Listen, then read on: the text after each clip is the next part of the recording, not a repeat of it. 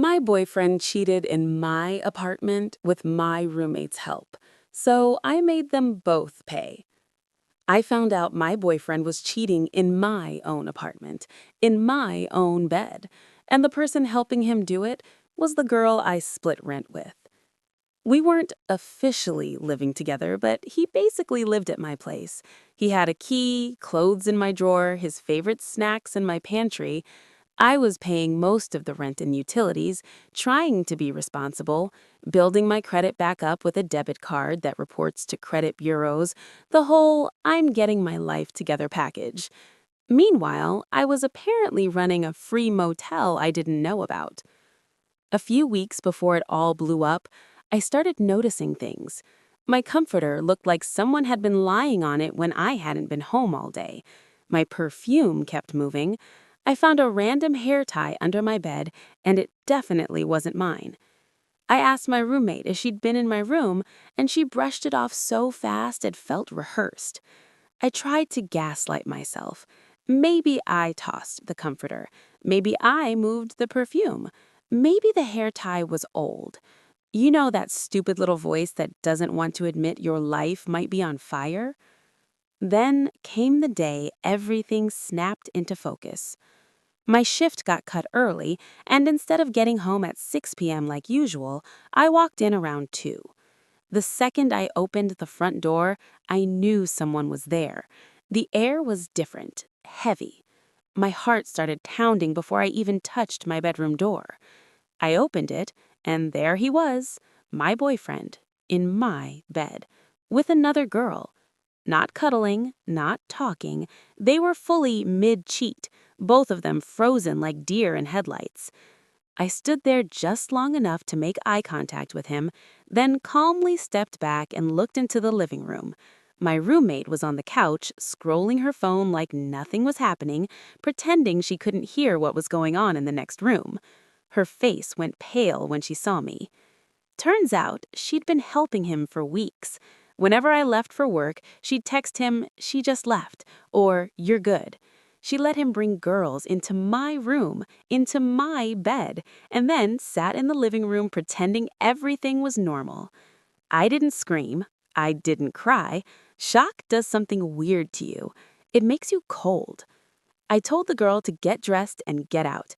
She bolted, grabbing her shoes like the floor was on fire. My boyfriend started stuttering some nonsense about how he could explain, and I just said, "You have 5 minutes to grab your stuff and leave my key on the counter."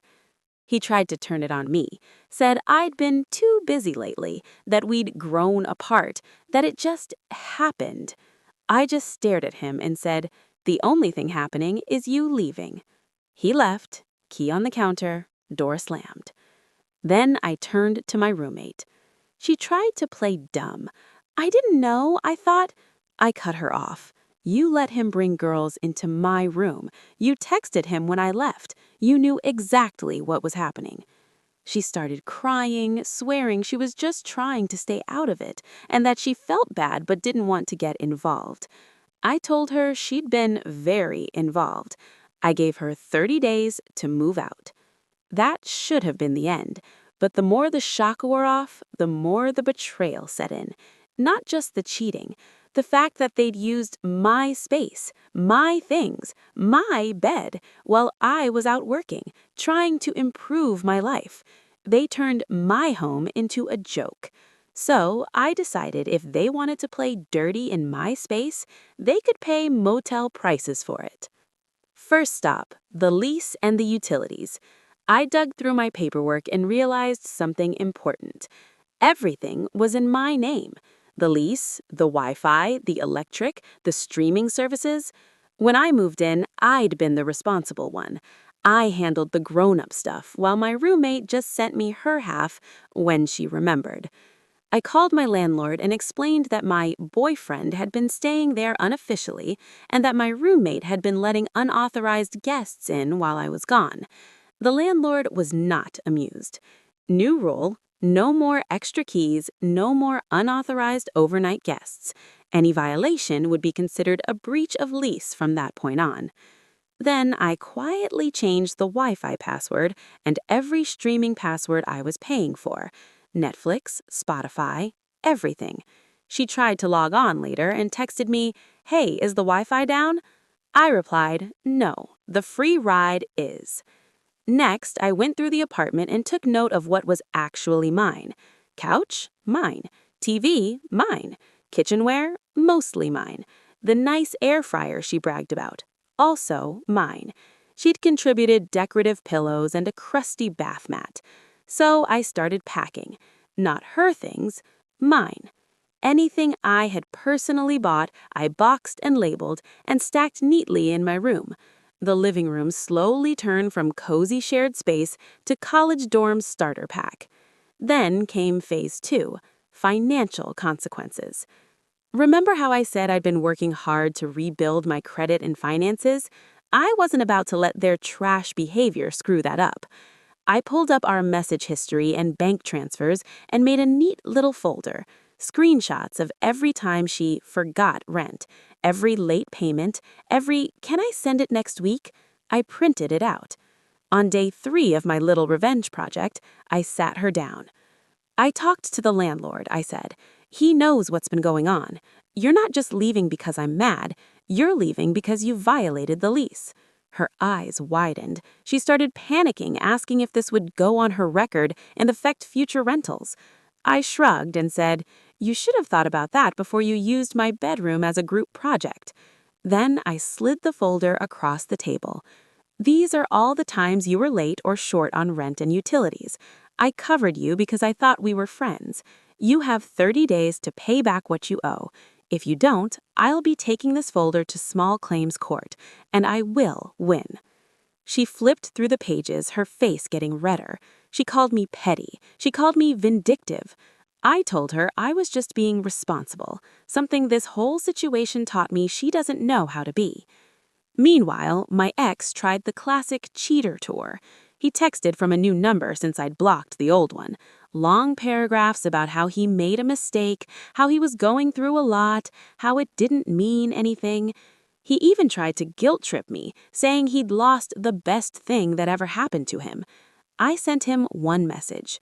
"You didn't just lose me. You lost the version of me that ever cared what happened to you." Then I blocked the new number too. The best part came 2 weeks later. Apparently, he'd started hooking up with the girl I caught him with. But surprise, she didn't want to play house with him. He tried to crash at my old roommate's new place instead. She texted me a long rant blaming me for ruining her living situation because the landlord she applied to asked my old landlord for a reference and got the full story. Suddenly, nobody wanted a tenant who let random men use the apartment like a revolving door. Actions, consequences. As for me, I finished boxing my stuff, found a smaller, cheaper studio closer to work, and moved out as soon as her 30 days were up. The landlord was happy to end the lease with her and keep me as a tenant in another building. Before I left, I stood in that empty bedroom, the one they disrespected so badly, and I felt something surprising. Peace. Not instant healing, not trust magically restored, but calm. They turned my home into a joke, so I turned their lives into a lesson. He lost his place to stay, his built-in maid, and the girlfriend who was actually paying for his comfort. She lost her easy living situation, her cool roommate image, and her clean rental history. Me, I walked away with better boundaries, a clean financial slate, and a new apartment that no one has a key to except me. They wanted to play dirty in my space. They just forgot whose name was actually on everything.